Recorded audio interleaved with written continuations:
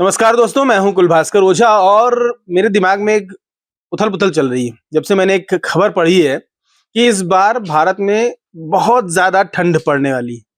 तो सोच रहा हूँ रज़ाई निकाल लूँ या कंबल में ही काम चल जाएगा। तो इस उथल-पुथल के बीच में जब इस खबर को पढ़ रहा था तो एक खबर और मिली कि अभी तक मैं एल नीनो जानता था, अब ला नीना हो गया है कि एल नीनो का अपोज़िट ला नीना होता है। तो जब भी देश में ला नीना इफेक्ट होगा प्रशांत महासागर में, तो उसका इम्पैक्ट ये होगा कि उत्तर भारत में ठंड बहुत ज़्यादा बढ़ जाएगी। शीतलहर चलेगी, कोहरा गिरेगा और ठंड जो है टेम्परेचर जो है वो बहुत डाउन हो जाएगा, क्योंकि ये प्रशांत महासागर में ठंडे पानी की वजह से ये इफेक्ट पैदा होता है।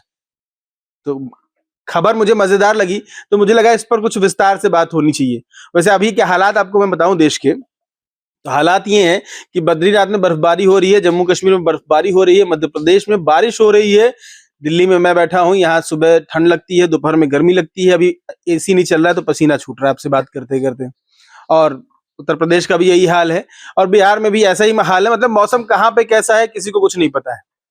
बस जहाँ जैसा है उसको एन्जॉय करिए। लेकिन फिलहाल ये कहा जा रहा है कि अक्टूबर में ठंड बढ़ने वाली है और ऐसे भी दिवाली में इस बार लग रहा है कि स्वेटर पहन के ही आपको पटाखे फोड़ने पड़ेंगे। भाई मैं तो ला नीना और एल नीनो में फंसा हुआ था। समझ में आया? क्या आपको समझ में आया कि क्या होने वाला है इस बार देश? कई जगह जो है वो बारिश होने लगी है। उत्तर भारत में खास तौर से जो मौसम है वो बहुत ज्यादा करवट लेने वाला है।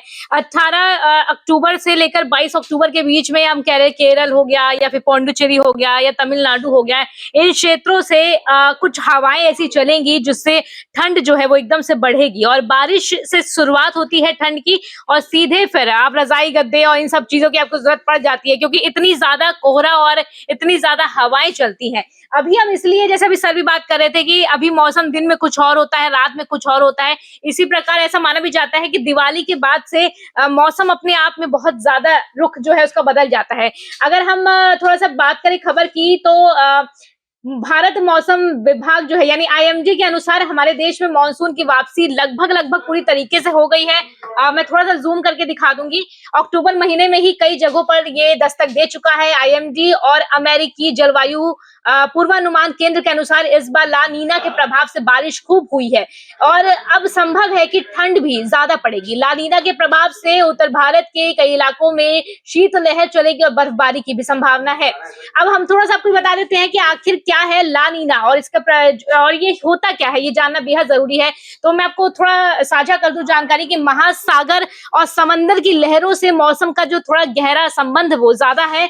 प्रशांत महासागर में होने वाले दो रहस्यमय घटनाएं अल नीनो और ला नीना दुनिया भर के मौसम में होने वाले बदलाव के लिए जिम्मेदार मानी जाती है और ये बदलाव सिर्फ समंदर में नहीं होते, इसका असर हमारे देश और शहर के मौसम पर भी जो है वो पड़ता है। तो आप ये देख लीजिए कि ला नीना और ला निनो जो सब बोल रहे थे, इसका प्रभाव कैसे मौसम में बदलाव लाता है और फिर अब जो मौसम बदलेगा वो सीधे आपका फरवरी मार्च तक आपको ऐसी ठंड का एहसास दिलाएगा कि शायद आपको मजा तो आए, अब इंजॉय तो करेंगे, लेकिन बहुत सारी दिक्कतें भी फिर शुरू हो जाती है। मुझे तो अभी से लग रहा है कि अब ठंड जो है वो बिल्कुल स्टार्ट हो चुकी है। क्यों आरुषि, क्या लगता है और राज्य में भी हालात ऐसे ही होने वाले हैं? हाँ, बिल्कुल ऐसे होने वाले हैं। मैं भी एक रिपोर्ट देख रही थी तो इसमें जो उत्तराखंड, हिमाचल समेत जो कुछ हिस्सों में जो बर्फबारी हुई है उसके कारण जो सर्दी बढ़ रही है और वैसे सर्दी हर जगह नहीं बढ़ रही है। जैसे कि मैं ये देख रही थी, जैसे आजमगढ़ और गाजीपुर, बलिया, गोरखपुर, बस्ती और इधर कन्नौज, इटावा साइड, यहाँ पे सर्दी इतनी ज्यादा नहीं है। जैसे कि 16 अक्टूबर और मतलब दिवाली के बाद से जो है रातें सर्द होंगी, अभी इतनी भी ज्यादा वहां पर सर्दी नहीं है। तो अभी जो मतलब मौसम है, मैं नोएडा में हूँ, नोएडा में तो ये है कि मॉर्निंग में सर्दी है और नाइट की मतलब रात की सर्दी है। दिन में तो इतनी धूप रहती है, गर्मी रहती है और बाकी जगह इतनी नहीं है। बाकी जगह इतनी नहीं है। हाँ, ये बारिश तो अभी इफेक्ट जो है वो ला नीना का दिखना शुरू नहीं हुआ, लेकिन उसका इफेक्ट पड़ेगा ऐसा मौसम विभाग का अनुमान है। तो अच्छी बात है, ठंड तो अच्छी लगती है, बहुत लोग को अच्छी लगती है। ठंड का मजा ही अलग होता है, गरम गरम चाय, रजाई, छुट्टी होनी चाहिए। और ऐसे भी अब थोड़ा छुट्टियों का सीजन आ रहा है, त्योहार आ रहे हैं, दिवाली है, धनतेरस है, बहुत सारे त्योहार हैं। तो अगर इतनी ठंड कहीं पड़ रही है तो आप जाके वहां एंजॉय कर सकते हैं, और नहीं तो कुछ दिन बाद आपके शहर में भी इतनी ही ठंड पड़ने वाली है, मौसम विभाग ये बता रहा है।